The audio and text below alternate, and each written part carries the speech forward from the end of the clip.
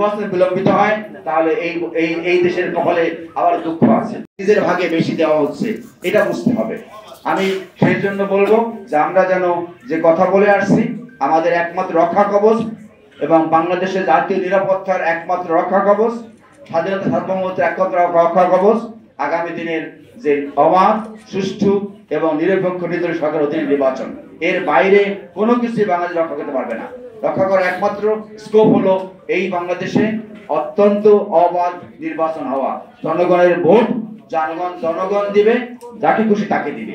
এর বাইরে কোনোভাবে যদি বিলম্বিত হয়, নির্বাচন বিলম্বিত হয় তাহলে এই এই এই দেশের কপালে আবার দুঃখ আছে। নির্বাচন হোক, জনগণ যাকে ভোট দিবে তিনি নির্বাচিত হবেন।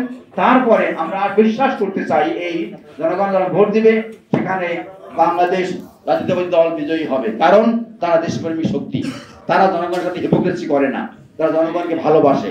এই দল নির্বাচিত হলে আগামী দিনে জনাব তারেক রহমানের ঘোষিত 31 দফার মাধ্যমে এই দেশ মেরামত হবে, সেই দেশে যত কিছু সংস্কার তাই হবে। সংস্কার এখন নয়, সংস্কার চলমান প্রক্রিয়া, চলমান সংস্কার পরে হতে পারে, এখন চলতে থাকবে। দেশের আগামী দিনে জনগণ যাদেরকে ম্যান্ডেট দিবে তারা আগামী সংস্কার করবে এবং দেশকে পূর্ণাঙ্গ একটা গণতান্ত্রিক দেশে রূপান্তরের জন্য 31 দফার মাধ্যমে আগামী দিনে দেশ করবে। এই হোক আমাদের শপথ। আমি সবাইকে ধন্যবাদ জানাচ্ছি। আসসালামু আলাইকুম।